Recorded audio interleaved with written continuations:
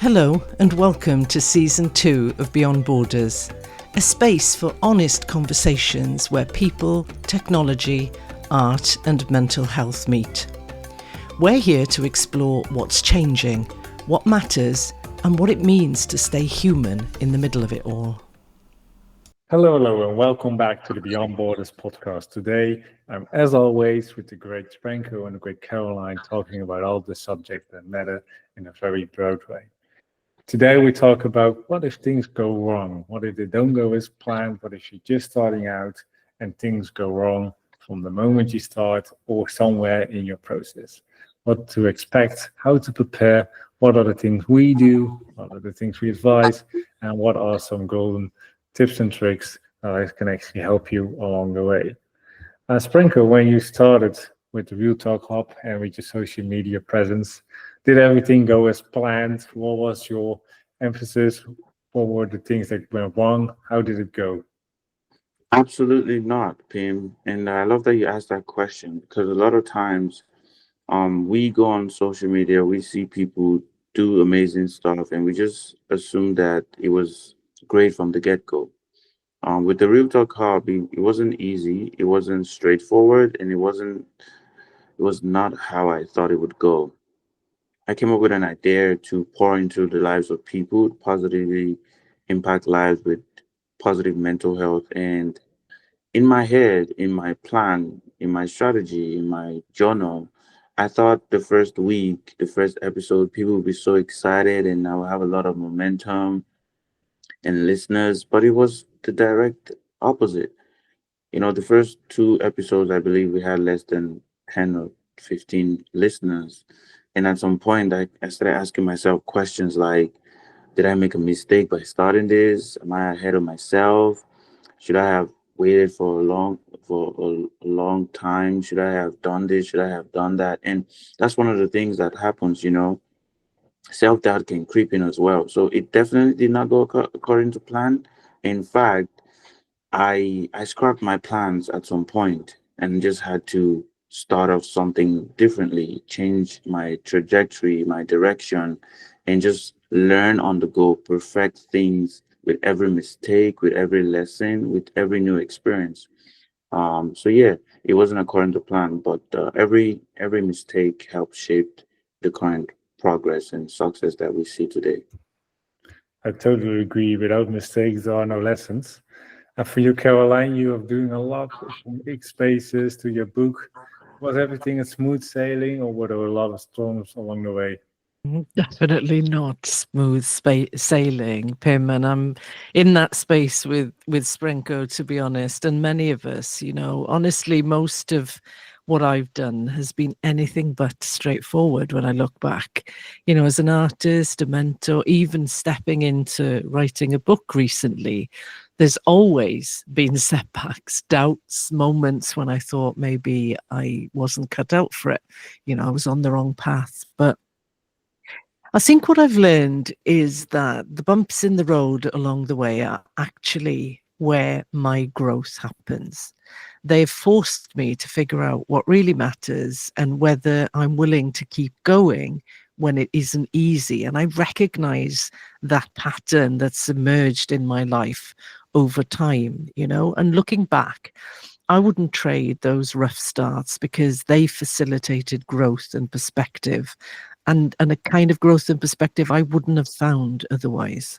Again, I agree, and I think that's a great statement that you make. That without the rough roads, I've not been come so far. I think the rough roads or the rough sailing, I want to call it, actually builds your own personal foundation in your personal growth, and that foundation will bring you a lot further over the years because I have done it before. I want to continue. This is my passion, or this is what I really like to do, and the foundation is there to continue. But if, for example, things would go unexpectedly wrong right now, what would you do? What is the process? I think over time I've become incredibly solution focused in my life, both personally and professionally, because to have any other kind of mindset often is self-limiting because we can't solve everything, but by taking a solution-focused mindset, we very quickly come to understand what it is we can solve and where we may need help to solve problems. So in a practical sense, my first reaction is always very human. There's obviously a flash of frustration or disappointment. I'm not a machine, but I've learned to pause before I ask. I act. I ask myself, what's really in my control here and what isn't? And once I've separated those, I lean into then adaptability, to flexibility. I look for the next workable step to move me past whatever it is that's got in the way, if you like. I try to find what the setback is teaching me too. That's important. What have I learned here? Because there's nearly always something in it that strengthens me for the future. And I think the key is not pretending it doesn't hurt or it doesn't matter. We're allowed to feel something, but also not letting those feelings and the derailment define the whole journey. It's about finding the balance between acknowledging the emotion, the disappointment, but then moving forward with clarity. Does that make sense? Yeah, definitely. I'm very curious about your practical ways when it comes to all the things that you said, finding what is wrong, how to fix it. Do you use notes? Do you write things down? Or do you have a big whiteboard? What is your process? As I'm speaking to you, Pim, I have a whiteboard on my left here, which is covered in notes, and I have about 15 notebooks on the go at any one time, because you have to do that. And that's a challenge for me because I work, very instinctively in life. But you can't rely on that when you're juggling multiple balls or spinning multiple plates, which I tend to do. So I try to be organized. I try to be mindful of the fact that because I've got a lot on the go, I need notes to remind me of where I am with certain things. So sometimes, they can all begin to merge into one, and that's where stress lives. And you don't want that. So the way is, for me anyway, that works for me is the whiteboard and the notebooks. Yeah, this is great. I do the same. I write a lot of things down, and I think a big advantage of the whiteboard is that you basically can draw out the picture that you have in your head, and then slowly, like a matrix puzzle or whatever, figure out what the solution is. Do you also do these kind of things, Pranker? Do you write things down? What is your process when trying to solve when things don't go as planned? Exactly, I do that. I don't have the whiteboard like Caroline has and a lot of notebooks, but I have about 4 or 5 packs of sticky notes on my desk. I have like 3 biros, and I make use of my reminder app like it's my most used app on my phone, even more than my Instagram, because it's important that we understand that no matter how good you are at planning, no matter how good you are at management, you cannot figure everything out all at once, and that's okay. What matters is figuring out the next step. And that's been my mantra. That's been my mindset for the past few years. That's helped me so much, not just with instilling a positive mindset and solution prone perspective to approach things that I approach in life now, but it also helps to reduce the amount of stress that I exert on myself when things are not going according to plan. I look back at my notes, I'm like, okay, I had plans to do this, I had plans to do that. This is not out of my control. I couldn't do this anymore because of external factors. This is not happening the way it's supposed to happen. What next? What can I do differently? How can I change the trajectory of what I'm currently working on to have a positive outcome? So a lot of times in recent years, it's less about going according to plan and more about positive outcome. So even when things aren't going according to plan, there can still be a positive outcome if you look at it with a positive mindset, if you look at it from a positive lens, if you look at it from a well documented and planned approach. That's been my outtake, and it's helped me very much. Another thing I would add is not dwelling too much on, oh, it's not working out, oh, it's not going to according to plan. That's okay. You can have everything under your control. We're not God. And even if you are, there's time to go back and what you were supposed to do, change it because you want a better outcome. So yeah, dwell less on the things that are not working and focus on what you can do differently to change the narrative. Yeah, I think that's a great way of approaching it. Definitely will always stay positive. But the question is, are you able as a person before you start, are you able to prepare mentally for everything that is going to be thrown at you? Do you think that is possible, Franco, or is that just it's better to go with the flow? Yeah, that's a good one, Pim. And I love that you asked that because it's easier said than done, right?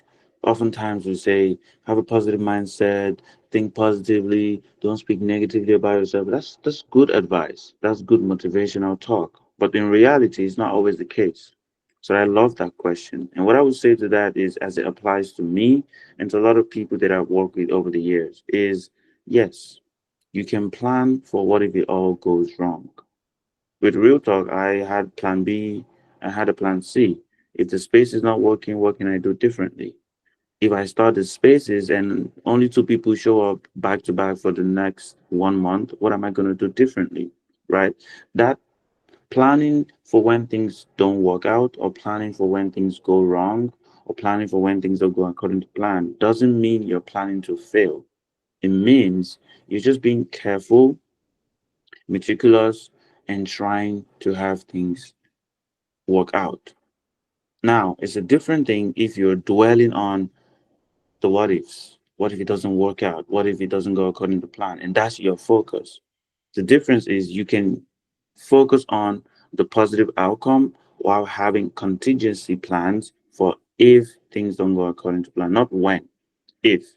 The difference is when you have that mindset that, or when it doesn't go well, it's like you're anticipating it. We're not anticipating failure. We know it's part of the process, but we're not anticipating it. We're not looking forward to failing. If it comes up, we have a plan in place that we can use to mitigate what's happening. We can use to change the direction of what's going on. But that's not our end goal. Our end goal is success, right?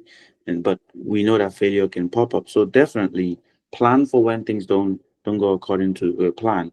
I'm gonna go to work at 8 a.m. this morning.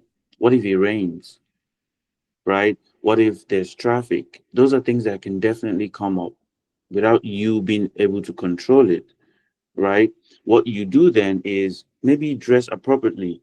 The weather forecast says it's going to be cloudy, it might rain. So you change from your white outfit to maybe something different, colored, or you leave earlier so you get to work on time, right? So those are things that I would share as practicable and what has really helped me. Yeah, that's great. And I think also, when you start, that your data and analytics are very important. And so you can Mm, actually measure what is going well, what is not going well. And for you, mm, Caroline, when you're starting out, do you think everybody needs to have a plan A, B, and C? Because sometimes on social media, you do see that people say you only need a plan A, and if that doesn't work, Mhm. you're already thinking of your plan B instead of prioritizing your plan A. What is your opinion on that? Do you think that people should prepare multiple plans, or should they more focus on the steps? So not necessarily plans, but make steps for every situation there is. It's an interesting question because I think if you set out to have a plan A, a plan B, a plan C, and so on, you're going to procrastinate yourself to death and back yourself into a corner so that you don't achieve what it is you want to achieve. So we've got to be mindful of that. You're already probably working really hard on plan A and doing all that you need to do. So do you need to scope out plan B and plan C quite so much? I think the perspective I have here is that it's wise to prepare for the possibility of things going wrong, but not in a way that paralyzes us. So if we expect perfection, we're going to be disappointed. If we expect some bumps along the way, you'll be ready to adapt. So I think it isn't about having like scripted plan B, plan C, but having that kind of mindset, almost like on automatic pilot, a bit like Sprenko is describing, the weather, what are you wearing for work tomorrow? In your mind, if you are wired this way, it isn't a conversation that you have consciously. It's just something that you do. You've got to be in work for 8:30. So, there may be traffic or it's raining. It's going to make things more difficult. So you'll set your alarm half an hour earlier.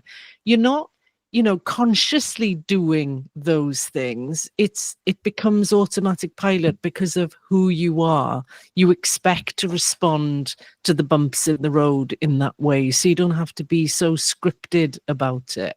So for me, planning isn't about predicting every failure. It's about building flexibility into our journey, having a plan B, maybe leaving space for things to take longer or being open to changing direction if needed, but not being too scripted about whatever the plan B may be. Because let's be honest, if things are going wrong, we don't really know how they will go wrong. We can have an idea about the weather and the traffic, but the reality is lots of things could change. So actually plan B doesn't work. And we've got a plan C, but actually plan C isn't right either. It's that adaptability and flexibility that I talked about earlier that needs to come into play. And that's a human response. It's a human way of dealing with a change in direction, and I think the danger is over preparing for disaster sometimes and never starting. So I'd say yes to prepare, but prepare lightly. Know the things that may not go exactly as you hope and trust yourself to adjust when they don't. Love the answer. Definitely, I totally agree. You have to adapt, and a lot of times also improvise. For example, to follow a trend or to just change things up in a fast way, and you never really know how that might fall out. But at least you're trying and you're improvising to the way you are thinking is best.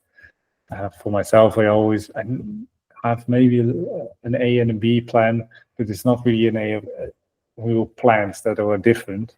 There's more in the sense of, okay, these are the analytics. This is the data that we have. This works. This doesn't work. How can we shift from everything that works to more things that work? That's a little bit how I do that. And then the question is, when you start, can you actually mentally prepare yourself, knowing what to do, knowing how it could feel, and if things go wrong, what is the most mental weight you have? Is it more for yourself? Is it more for speaking to others? Because I can imagine when things go wrong and you talk about your project to people, you have to tell eventually, okay, this didn't go as planned. And many people actually would think, okay, fine, it happens. But there are also circumstances where people might actually have a little bit of a look down on you, say you did it wrong or you didn't succeed. How is that? Is that a big thing for mental health, Sprenko, and can you actually prepare that, or do you have to accept that not everybody will cheer you on along the way? Of course, not everybody understands your journey. Not everybody understands your process, and no two people are the same, right? You can approach your life, your project, your career differently to the next person, and trying to convince someone else why things didn't go according to plan, why you aren't able to meet their expectation is dead on arrival. You know, what I would recommend is prioritize mindfulness. A lot of times when things not going according to plan, and when things are not working out how you perceive them, wanted them to go, it can lead to a lot of mental disconnect. you stress, you panic.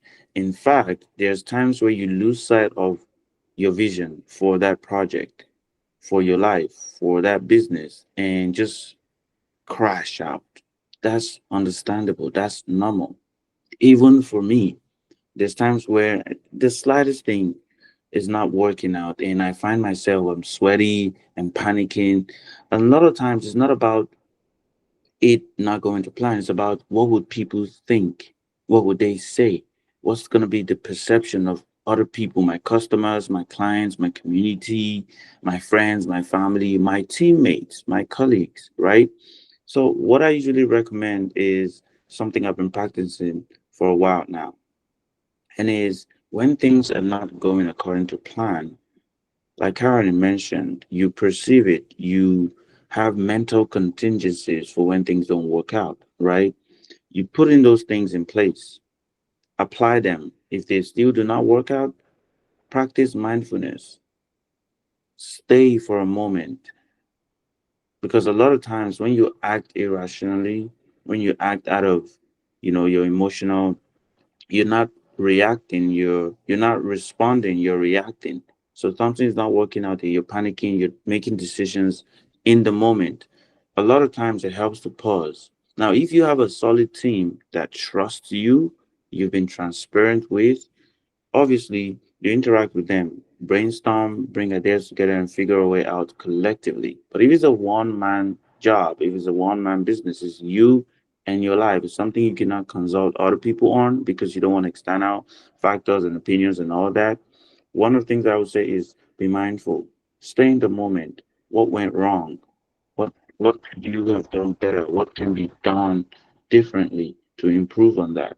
But dwelling in the, oh, it's not working out, oh, I messed this shit up, what are people gonna say? It's only gonna worsen your mental state. It's only gonna create an environment for self-doubt, imposter syndrome, anxiety, all that jazz to creep up on you and cripple your effort to making the next possible step that can take you out of that situation. So it's important to breathe. I know, I get it. People handle things differently. Person A may panic when shit is hitting the fan, and person B may just be calm. I've had friends who come up to me and say, Sprinkle, how do you do it? The event is not going as planned, the artist hasn't shown up, the DJs are not here on time, and you just relax. What they don't understand is in my head is a zoo. There's a frenzy over there. But in my outward appearance, I'm calm. And that is because I do not want the members of my team to see me panic and then be on panic mode as well. Because if we're all on panic mode, who then works towards providing a positive solution? So is mental in my head, in my mental, right? But outwardly, I'm taking deep breaths, I'm doing slow paces, I'm scribbling on my notes, on my journal, I'm going through my reminders. What did I miss? What can I do differently? And I'm sharing encouraging words and positive outlooks to the members of my team, encouraging them to see the positive out of the situation. Okay, yeah, we're here right now. What can we do to move forward? Not what went wrong, not who's to blame, not who's at fault, not what we could have done better. What can we do now in this moment? Mindfulness. When mindfulness leads, it becomes easier to navigate your hiccup, your challenge, and move out of that situation. So, yeah, it can be stressful, but the difference is don't dwell in the what went wrong, lean on what can be done differently to improve the current situation. That has helped me, has helped thousands of people, and I think it helps somebody new listening today. Yeah, I definitely think that people can pull a lot of lessons out of that. And if we can summarize what we have said in this episode in a short time frame, besides that doing things wrong isn't wrong because everybody does it. Mm. To fix it, of course, in a certain amount of time. But even AI does things wrong still nowadays, and there's at least they are smaller than me. The AIs that I've seen, also faster. So we do things wrong, and that's totally fine. But if we could give everyone one more lesson before we end up the episode, what would it be, Caroline? I think If there's one takeaway from this episode, it's this for me: setbacks aren't a signal to stop. They're an invitation to adapt, to reimagine, and to keep moving forward with clarity and courage. That's my takeaway. That's a great one. And for you, Franco? I would say this: failing doesn't make you a failure. It's another room to improve on who you are and what you're doing. So, yes, things are not going to work out, but that's not the end of the road. It's an opportunity for a new perspective, a new outlook, and an improvement along the way. So, yeah. You heard it here at the Beyond Borders podcast. Again, doing wrong is not wrong. It learns you a lot of lessons. It improves your personal growth and does a lot of things for you. Do you want to know more? Follow us on all our social media, from LinkedIn, Instagram, X, and listen to the other podcast episodes where we talk about the other subjects that we think matter. Thank you very much, and see you on the next.